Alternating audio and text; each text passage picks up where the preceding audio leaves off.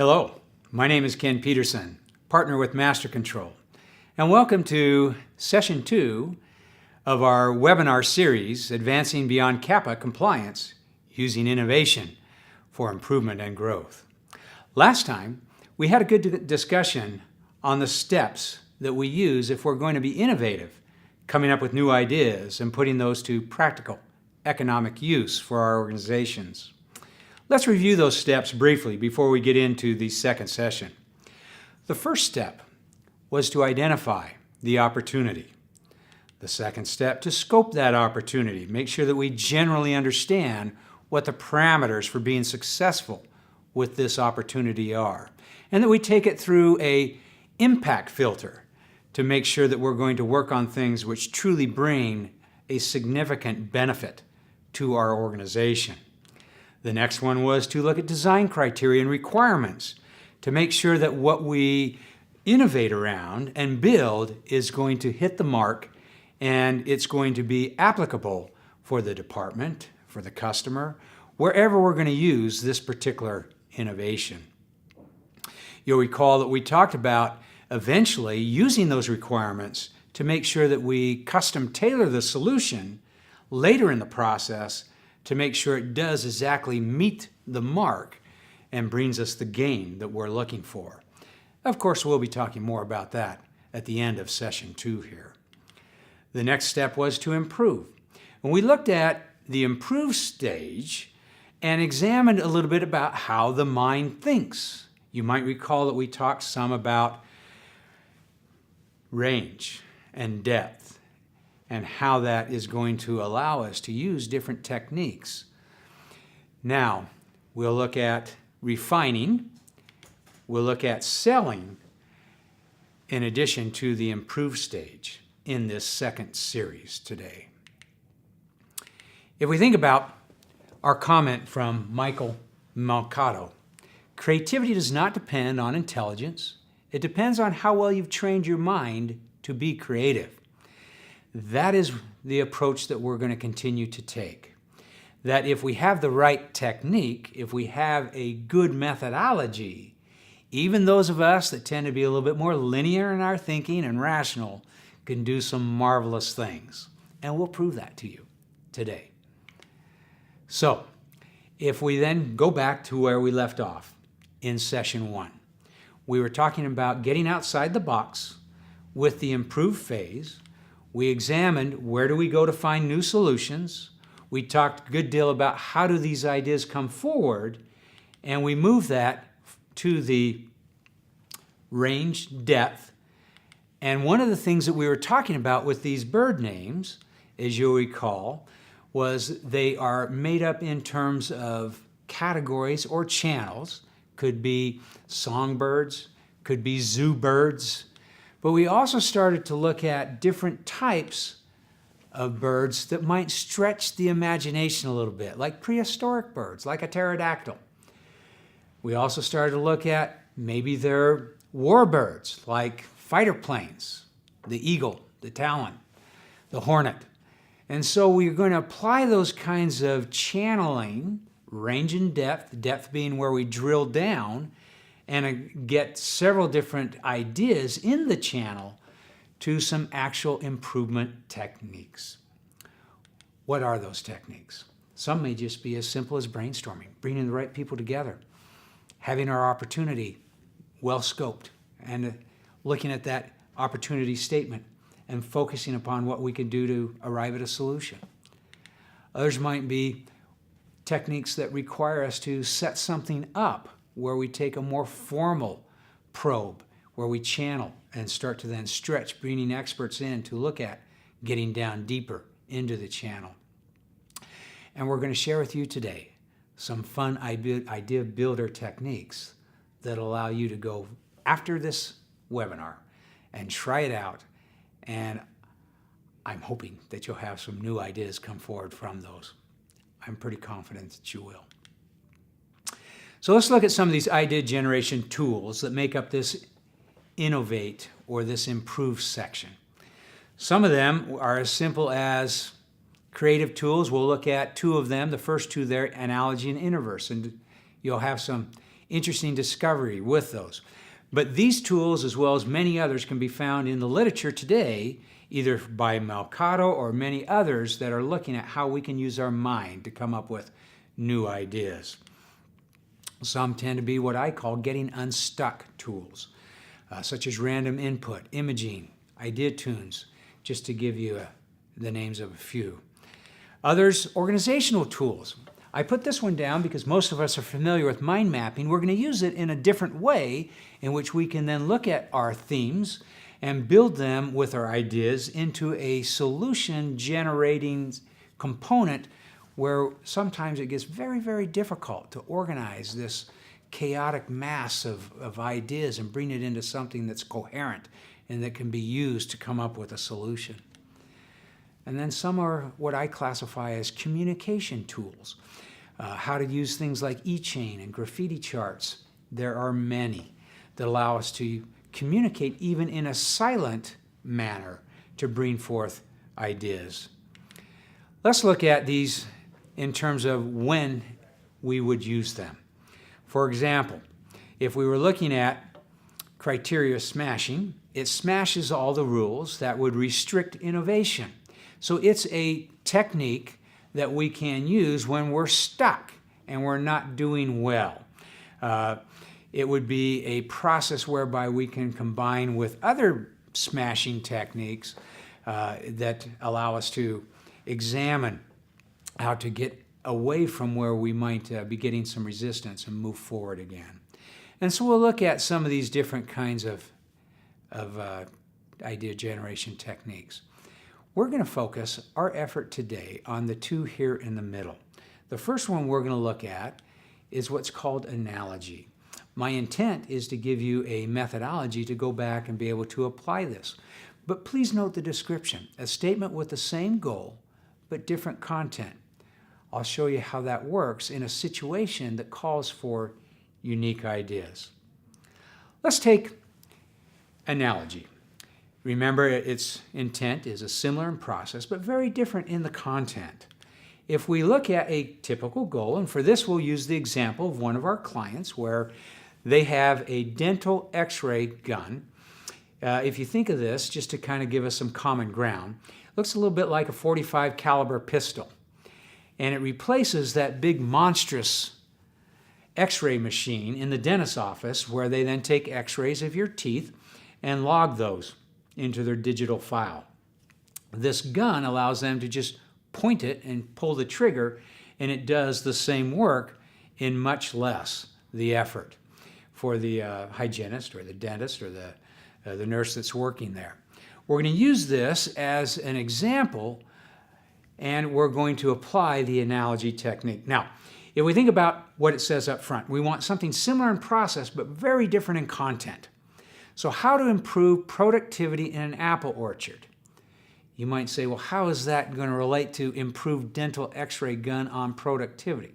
The common thread, of course, is productivity, but what we're looking for is something that's going to make us have very divergent thinking. We're going to come up with ideas on something that's very much over here. The apple orchard is a long ways from the dentist's office in terms of what goes on in both spaces. And then we're going to force an association of the ideas back to our goal to see if we can't come up with some new ideas that we could not have come up with if we just brought a team together, brainstormed, even with people with a lot of expertise, because we are channeling only in those common areas to us. Let's give it a try. So, for example, let's say we bring our team together. We say, how do we improve productivity in the apple orchard? Well, we could come up with ideas such as, well, we're going to prune the dead wood. We're going to have a new way to get rid of the dead wood. We are going to shake the trees. We're going to find a different way to shake those apples off without them hitting the ground. With apples, people tend to go up on ladders and pick them. They don't really want them to drop onto the ground. We're going to look at how we might cross-pollinate. Could we come up with a better variety of apple by doing something in the whole pollination process? We could fertilize, and we could talk about this channel of fertilization. And of course, when we would go for depth with our team coming up with ideas around fertilization. And the fifth one here is maybe we're going to invent some chemically enhanced bees. We're going to get our scientists to do more than they've ever done before, and we're going to raise chemically enhanced bees that are going to make this a better process for us. Now, it's not our process to evaluate at this point. We're going to take whatever we came up with in that idea generation. We're going to look at an idea or analogy transfer here. Remember, our goal was to improve dental x-ray gun productivity. But our first element was to prune the dead wood.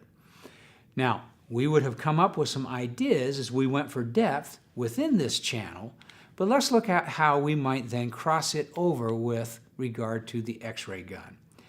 Some of the ideas we might come up with in terms of, well, think about pruning dead wood. How could we apply pruning dead wood to x-ray gun productivity? Removing waste, getting the cost to come down. We could look at different things that we would then transfer over to the x-ray gun process. Shaking trees. We might come up with a better way to come around this vibration issue that they continue to have with Loctite screws, and how can shaking the gun relate to having it last longer and not experience the quality issues. Cross-pollination. Maybe incorporate digital technology with Bluetooth links. How about fertilization? Stimulate growth. How can we stimulate growth in our industry through the x-ray gun, similar to what we might do to better stimulate growth in that apple tree? So what we're really doing here is we're trying to move a transfer from something that was similar in process, but very disparate in regard to content, and have that come over in terms of what we're trying to accomplish with this particular objective. Let's try another one. Let's look at inverse. Now, inverse is a statement. We're going to look at a statement with the opposite meaning.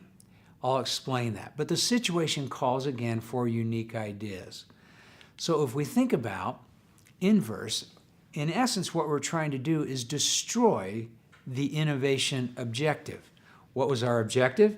It was to improve dental x-ray gun productivity.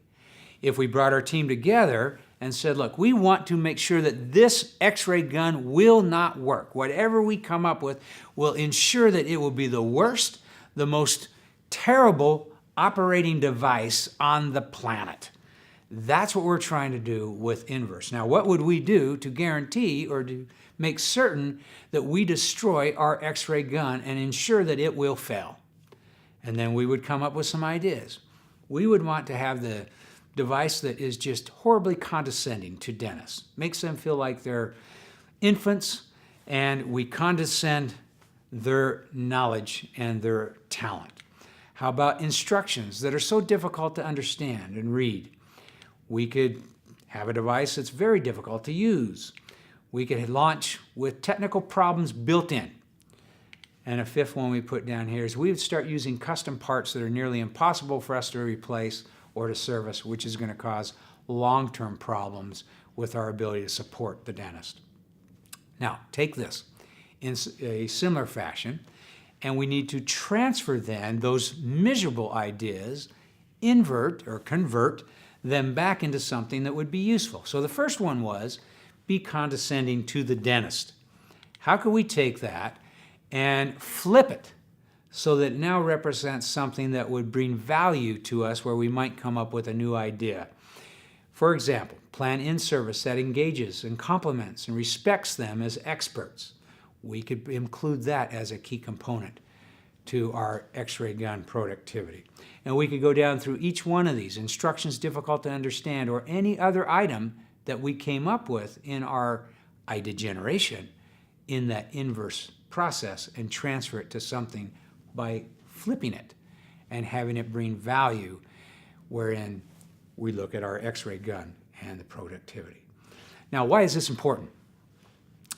What we've done, in essence, is we've looked at a methodology where we are starting to come up with new ideas that we likely couldn't have come up with if we just put the team together and said, let's brainstorm, let's try to figure this out.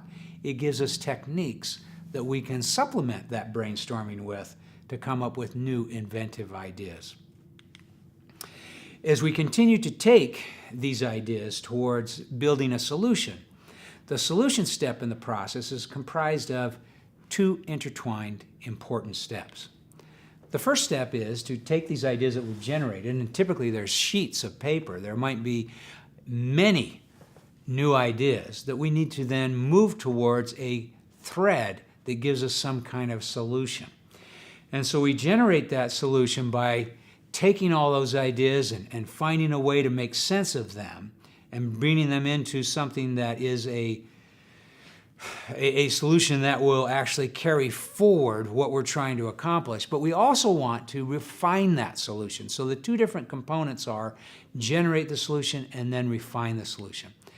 Let's look at a technique that's worked for years. You can see here the mind map, and what you have may be myriad ideas. If we can take those ideas that have come from different channels and probing those channels to obtain depth in those channels and coming up with new ideas, they then might be able to be assembled into some kind of theme.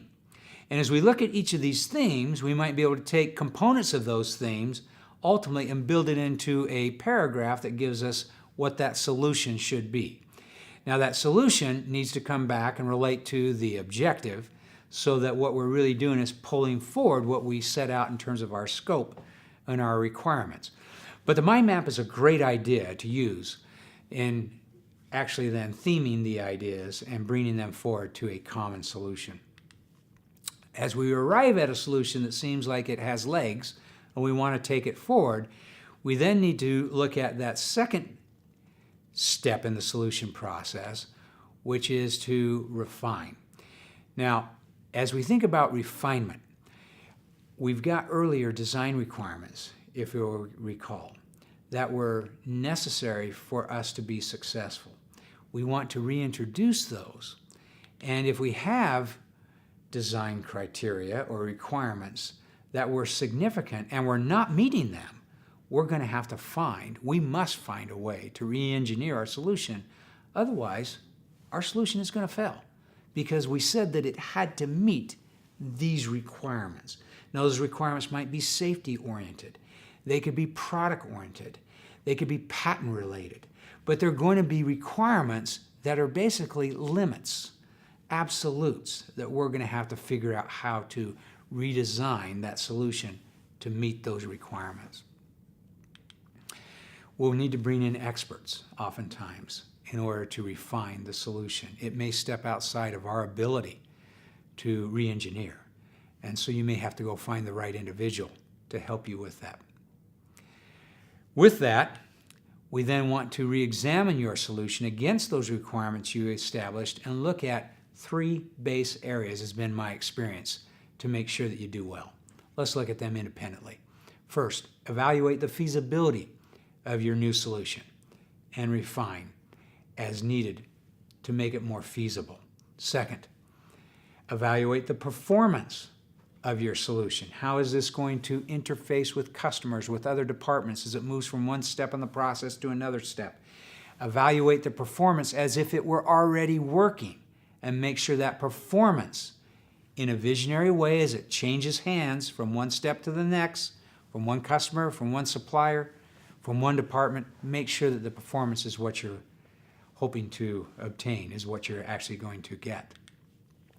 But maybe the most important is evaluate the risk of your solution.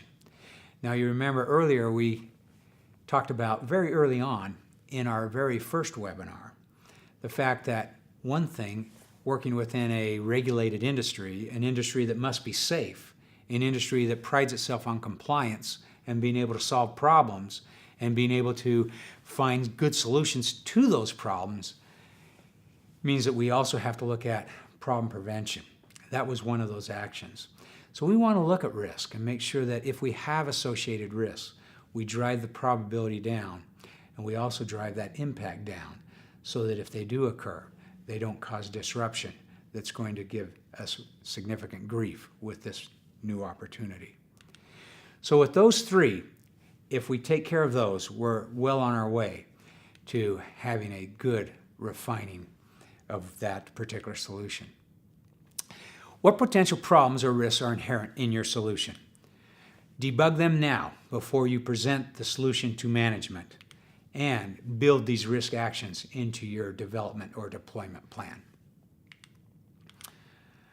In addition to the many tasks, now that you're ready to actually put a plan together to roll this new solution out, you want to not only consider these preventive actions with risk, but we need to reintroduce the two actions that we talked about before. Facilitative, remember, is to increase the probability of occurrence. We want to make sure that we're doing everything that we can to increase the likelihood that this particular innovative solution will actually come about. So we're going to look closely at facilitative action. And then we're also going to look at exploitive action.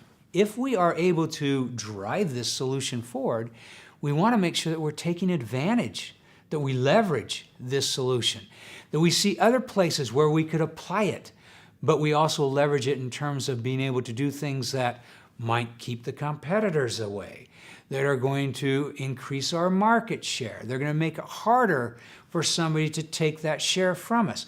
We want to consider that now as we get ready to go into our final stages of action planning and deployment. Now, friends, at this point, we're getting ready to move to the last stage, which is selling. And a good pre-sale stage would be to make sure that we've done all of this refining. If we've done a good job of this, and we've built a good detailed draft, and we brought the experts in, we should have a sell process that goes fairly smoothly. But I can assure you, and I'll even hold my arm to the square here and promise you, if you haven't thought of these, those whom you are about to sell to will bring it all to your attention, and they will make you think of them, and it won't be as pleasant at that point in time. So, with this, let's talk about the final step, selling. And I want to say something about this, and it's not to be self-incriminating or to be too disclosing, but in all honesty, most of us that are technical or that are engineers or that belong in the quality department, we haven't done a lot of selling. We may be God's gift to coming up with a new idea. We may have come up with something that could revolutionize this operation, and it may be just that good, but we may need to think a little bit about who has to buy this when we come up with the sell. Remember this, selling your solution can be as important as constructing it. So do we need to bring some other people in that are going to make it more sellable? Oftentimes the answer to that question is yes, we do. Let's know the basics. When we've looked at many innovations that have gone forward, both have failed and have succeeded, we've found a couple of key ingredients that we need to consider as we prepare to go forward and make this presentation. First of all, who is buying this? Do we know our buyer? Do we know what their motivation is? Do we know what they're after to be successful? You know what keeps them up at night and how they're going to respond. If you don't, you've got to uncover that. Who is buying this new innovation? Who also must accept this? There may be others in addition to the buyer that are going to have to support this. How do we put this into a presentation that will get them excited so that they'll want to embrace this? Who will fund it? And have we thought about the budget? Have we thought about ways to make it work such that the funding will come in an easy fashion and that it will bring forth the financial relevance and advantages that we hope to acquire through this innovation? Who has influence with this buyer? It may be that I don't, and I need to bring in somebody that does. I may not be the best person to make this presentation. Who would be the best person that has influence and that can make that presentation? If we're going to look to somebody else to make that presentation, what's going to be involved in getting them passionate about this new innovation so that they present it in a way that they share your passion and that they bring home the innovative opportunity and the drive behind it and what it can accomplish and all of that you've spent countless hours working on in a way that they have the drive and the passion to push like you would push. What hot buttons do you need to press? What do we mean by hot buttons? Hot button is another way of saying that when I push this button, the person becomes emotionally involved. What happens is that they perk up. They get a little bit either passionate with you, or you can push a button and they can see the consequences of the impact, and they can then become passionate around the fact that this is going to make changes, and those changes can bring forward impact that will help them to accomplish their goals and their objectives.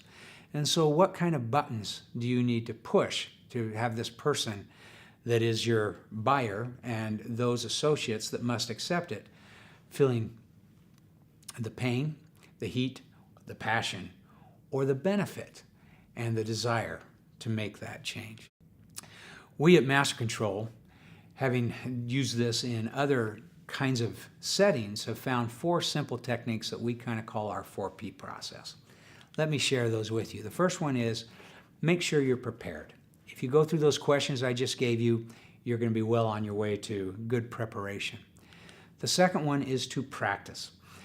Fairly easy if you're the one that's going to make the presentation. A little bit more difficult if you've got to help others and make sure that they practice so that they're ready to go in a way that is pleasing and can bring forth the success that you're trying to accomplish. The third one, present.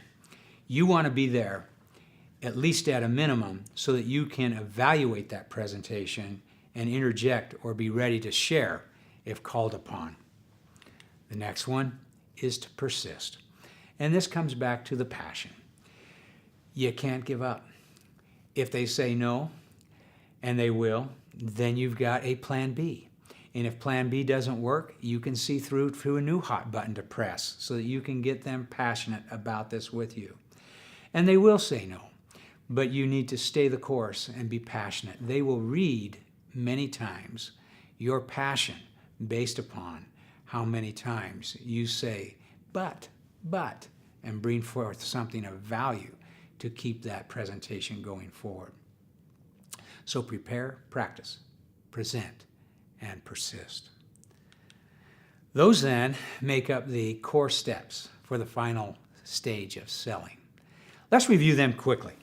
Innovative steps. If you're going to bring forth a process that's a methodology that allows you to bring both analytical and creative thinking together, apply it with those other techniques that you already know, and have a method that if you work through it will bring you the kind of success that you're looking for. It all starts with opportunity.